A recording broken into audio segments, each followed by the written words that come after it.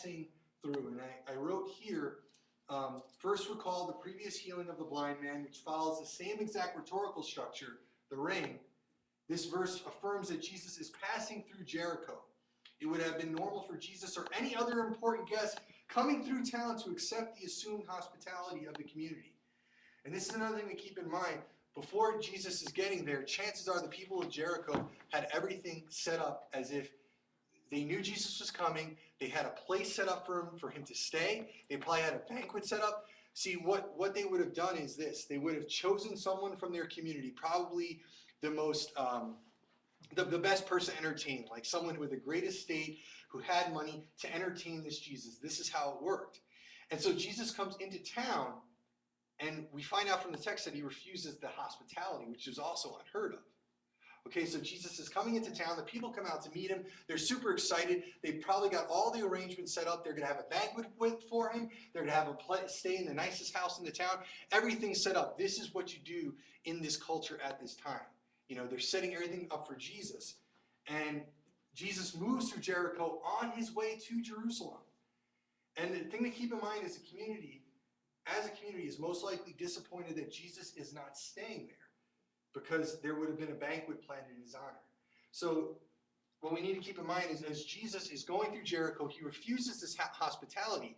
And these people want this guy to stay. This could be the Messiah. They're excited. We've set up, we've made up all the arrangements for you, and now you're telling us you don't want to stay? Ah, shoot.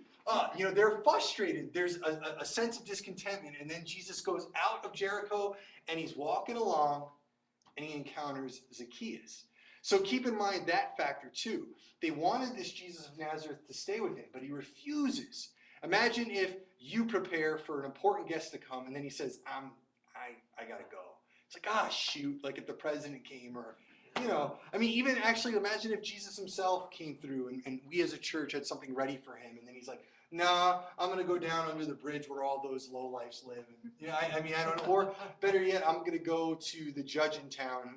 You know, let's just say there's a high-power politician who refuses Christ and doesn't want anything with Christians. And he says, no, I'm going to go down that way and see what happens. I mean, I don't know. But these are things to keep in mind, okay? Is everybody following? I don't want to go too quick here because there's cool stuff.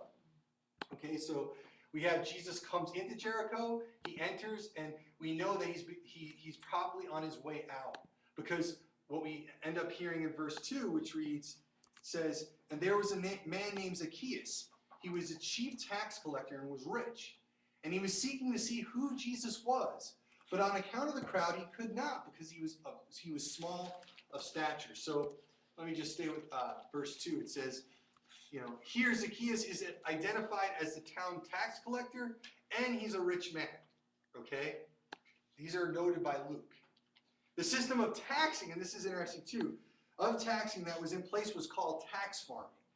And basically the way the system worked was Rome hired someone in the community and had them take taxes for them, or do the taxes for them. But here's what's interesting is, majority of the time the tax collectors didn't let the people in on what was to be collected from them, or the statutes. It was almost like the tax collector would just show up and say, you owe me so much, give it to me. So it was easy for a tax collector to cheat the people.